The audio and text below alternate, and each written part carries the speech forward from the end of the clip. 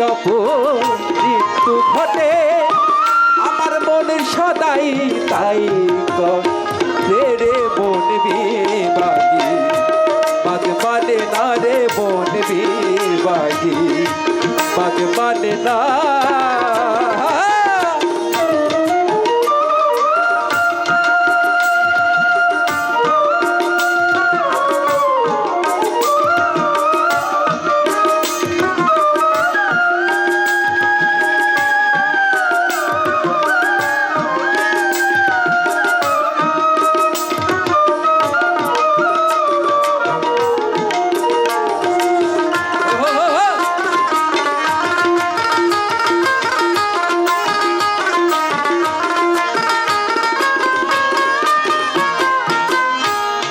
কিসে হবে ভজন সাধো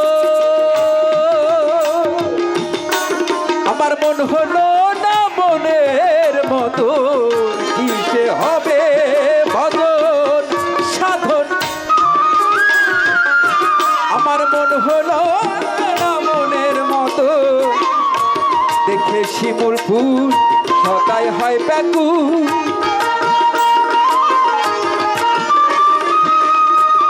শিমুল ফুল সদাই হয় ব্যাকুল আমি দুকুল হারালাম মনের ফেরে মন বিবাগী বাগ মানে না রে মন বিবাগী বাগ মানে না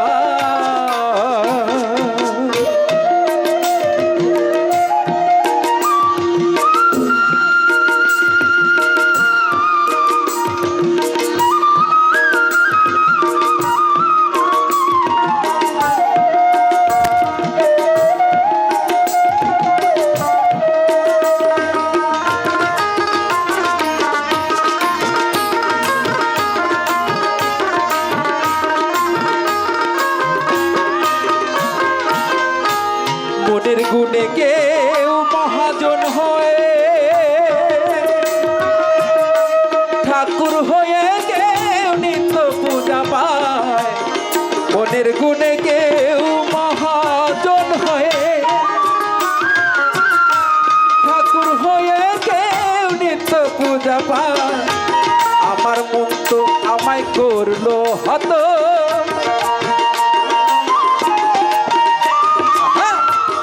আমার মন তো আমায় করলো হতো না জানি কপালে কি আছে রে মন বিবাগী বাগ মানে না রে মন বিবাগী বাগ মানে না আহা যাতে অপমৃত্যু ঘটে আমার মন সদাই তাই করে রে মন বিবাগী বাগ মানে না রে মন বিবাগী বাগ মানে না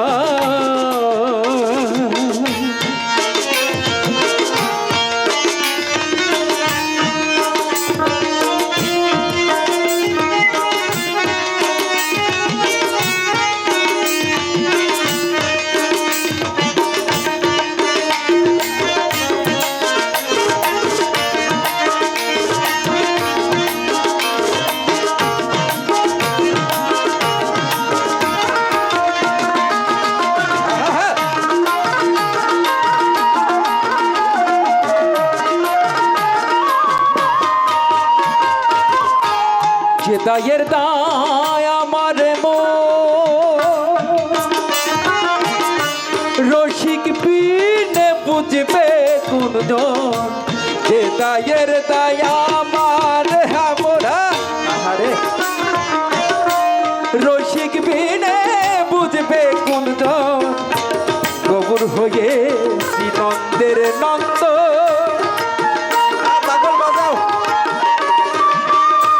গবুর হয়ে শ্রীনন্দের নন্দন ফকির লালন সাকয় বিনয় করে মন বিবাগী বাগ মানে না রে মন বিবাগী বাগ মানে না যাতে অপমৃত্যু ঘটে যাতে অপমৃত্যু ঘটে আমার মন সদাই তাই করে রে মন বিবাগী ভগবানে নারে মন বিভাগী ভগবানে নারে মন বিভাগী মন বিভাগী মন বিভাগী মন বিভাগী মন বিভাগী ভগবানে নারে মন বিভাগী ভগবানে না